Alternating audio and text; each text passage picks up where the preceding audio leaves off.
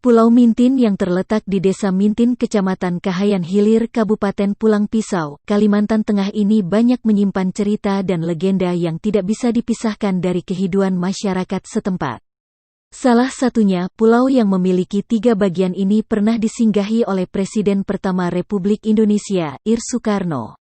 Tidak diketahui pasti kapan orang nomor 1 pertama di Republik ini singgah di pulau tersebut.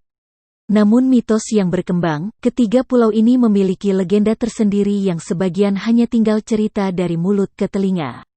Bukan hanya Presiden RI Soekarno, pahlawan Kalimantan Tengah Cilik Riwut juga pernah melakukan pertapaan di Pulau Mintin ini, sebut Wawan dan Uhing selaku tokoh yang mengetahui seluk-beluk pulau tersebut, Selasa.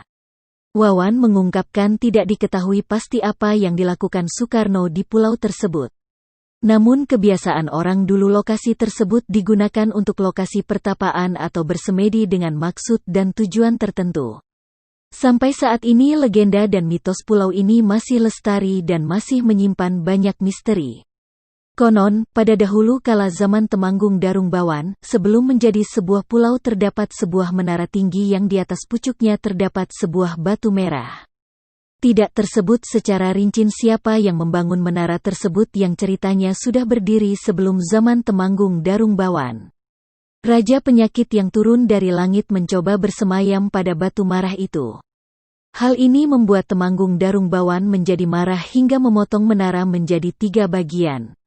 Potongan bagian bawah akhirnya disebut sebagai Pulau Mintin Besar, bagian tengah menara disebut Pulau Mintin Tengah, dan pucuk menara disebut sebagai Busung. Pulau Mintin Besar sering disebut Kambehai. Konon di pulau ini dihuni seekor naga, bacak kutukan Raja Pulau Mintin, dan dihuni makhluk halus yang memiliki perawakan tinggi dan besar.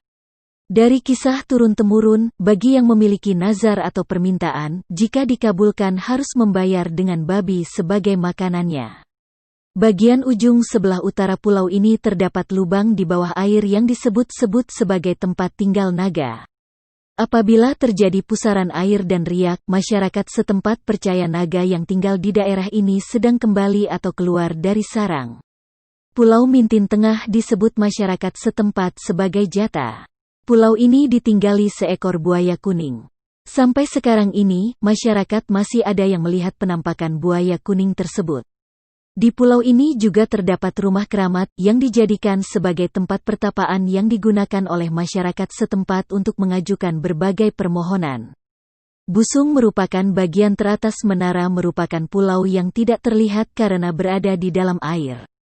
Pulau ini terletak di tengah-tengah Pulau Mintin Besar dan Pulau Mintin Tengah. Mitos Busung ini cukup unik. Masyarakat setempat percaya bahwa batu merah dari menara ini yang bisa membuat air asin yang masuk dari laut menjadi tawar.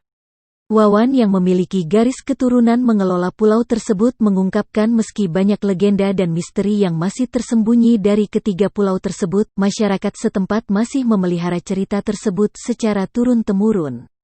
Ia mengaku hanya 2 keluarga yang memiliki kepemilikan terhadap Pulau Mintin Tengah, yakni Litelaga dan Dewi Krasan dengan surat pernyataan atas pulau tersebut pada tahun 1957.